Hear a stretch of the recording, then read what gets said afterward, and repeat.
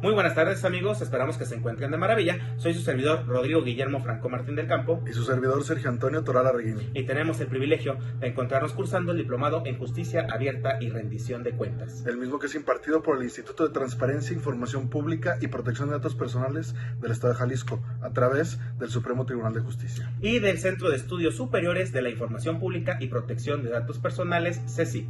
En esta ocasión les vamos a compartir información respecto al derecho a la privacidad, lo que vienen siendo los datos personales y dentro de estos la clasificación de los datos sensibles. Además de ello, vamos a tener el acceso a una solicitud de información y saber cómo vamos a realizarla. ¿Para qué? Pues para tener nosotros acceso a los datos personales o pudiendo ser sensibles.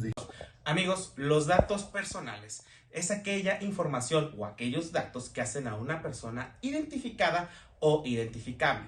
Todo esto partiendo de que tenemos un derecho a la privacidad que se encuentra consagrado en el artículo 16 constitucional y en el artículo 11 de la Convención Americana para los Derechos Humanos. Tenemos que proteger y velar esos datos que hacen a la persona identificada o identificable. Es decir, por ejemplo, mi nombre, mi CURP, mi domicilio, mi teléfono, incluso mi correo electrónico. Toda aquella información en posesión, ya sea de los sujetos obligados en el ámbito público o de los particulares en el ámbito privado, que puedan denostar a la persona en el sentido de que puedan ser identificadas o identificables por una persona sin su previo consentimiento.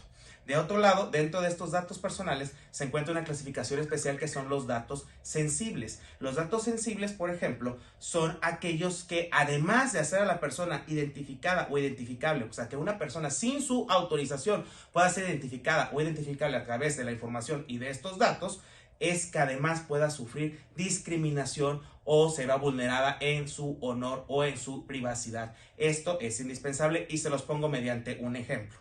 Mi domicilio, pues el domicilio como tal, relacionado con mi nombre, pues me hace plenamente identificado.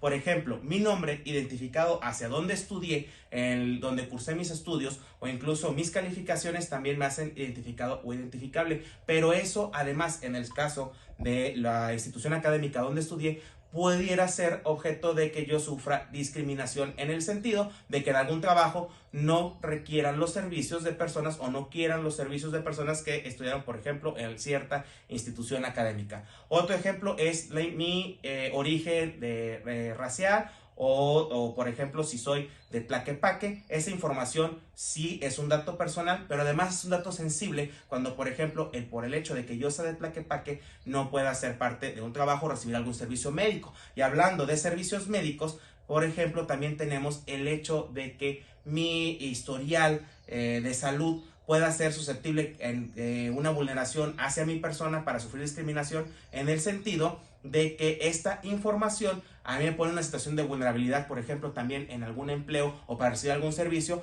dependiendo de si o no tengo ciertas enfermedades, si padecí alguna enfermedad, como en el caso de la reciente pandemia del COVID, e incluso también si tengo predisposición a esa enfermedad. O sea que mi historial clínico, mi historial genético, también es un dato extremadamente sensible que haya que compartir. Entonces, recapitulando, tenemos lo que vienen siendo los datos personales que deben de ser custodiados, ya sea en el ámbito privado o público, deben ser vigilados, deben de ser protegidos porque exponen a la persona a cierto escrutinio sin su autorización y además dentro de estos datos personales, los datos sensibles son los que además de exponerme o que me hagan identificado o identificable, pudieran hacer que yo sufra algún grado de discriminación o que se atente, por ejemplo, contra mi honor o contra mi privacidad. Para finalizar y queriendo reforzar lo que viene siendo un ejemplo, está lo que viene siendo mis preferencias religiosas, mis preferencias políticas o mis preferencias incluso sexuales. Son datos personales, sí, pero además son sensibles porque alguna persona que tenga conocimiento sobre mí, creencias religiosas, mis creencias políticas o mis preferencias sexuales, pudiera hacerme a un lado o hacerme objeto de discriminación o vulneración por tener esa información sensible.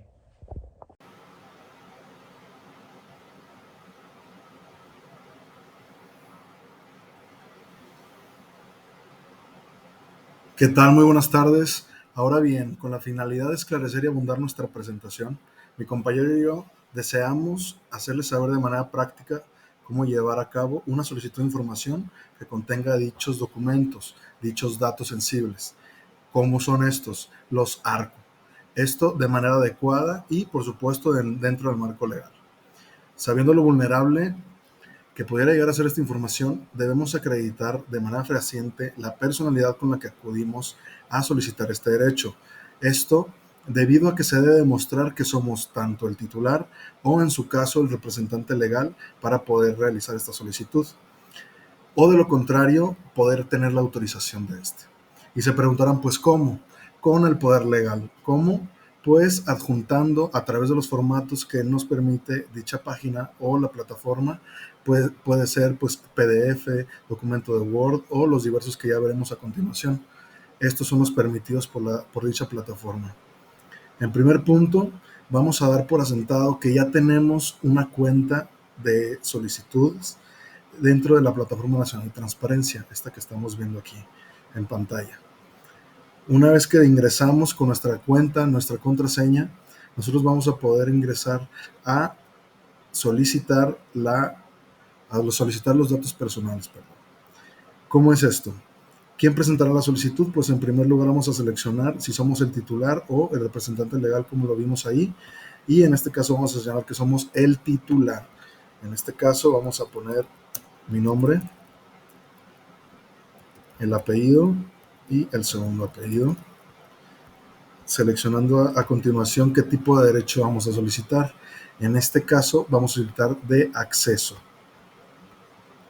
Vamos a seleccionar el estado en el que estamos y la institución a la que vamos a solicitarle dicha información o datos sensibles. En este caso se me ocurre el Ayuntamiento de Zapopan.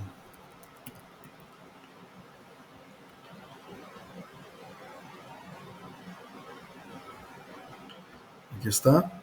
¿Qué vamos a hacer? Una vez que está seleccionado, vamos a ponerle que ingresamos dicha solicitud y el detalle de la misma. Vamos a poner que vamos a solicitar el expediente laboral, expediente clínico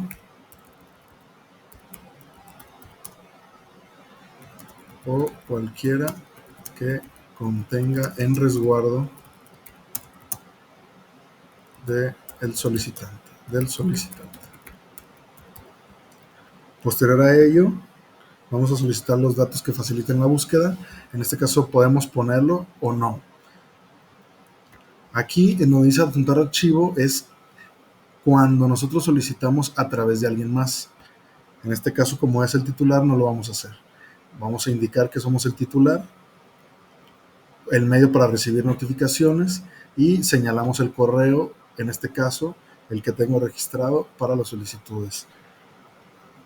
En caso de ser procedente que vamos a solicitar, pues en este caso solicitamos la copia certificada. La mayoría de estos datos sensibles es de manera extensa.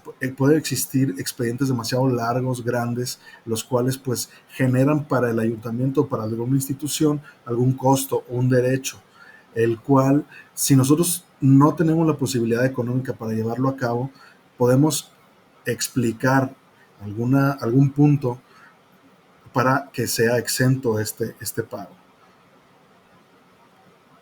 Posterior a ello, vamos a aceptar que leímos el aviso de privacidad. Yo ya lo leí con anterioridad y acepto dicho aviso. En este caso no lo voy a enviar debido a que no es existente y podríamos enviarlo, pero para evitar cualquier tipo de sanción o evitar algún bloqueo en la cuenta o sobre mi cuenta, pues no lo voy a enviar, pero con esto concluimos la solicitud. Una vez enviado, nos tienen 10 días para contestarnos, 8 en su caso, y tienen la autoridad que reserva dicha información, un recurso, tiene manera de exentarlo, tiene manera de presentarlo.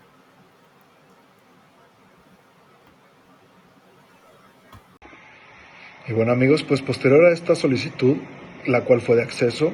¿Qué significa ello? Que nosotros como solicitantes tenemos derecho a conocer los datos que fueron recopilados, almacenados o transmitidos por el sujeto obligado. Posterior a esta solicitud, dicho sujeto obligado cuenta con términos para poder cumplir con esto, que es: el primer día es la canalización de la solicitud, el segundo es la prevención de la solicitud en su caso, al octavo día es la respuesta a dicha solicitud, al 11º la entrega del dicho informe específico o a los 14 días hábiles la entrega del informe con prórroga. Muchas gracias por su tiempo. Nosotros fuimos los compañeros Rodrigo Guillermo Martín del Campo y Sergio Antonio Torara Reyes. Gracias.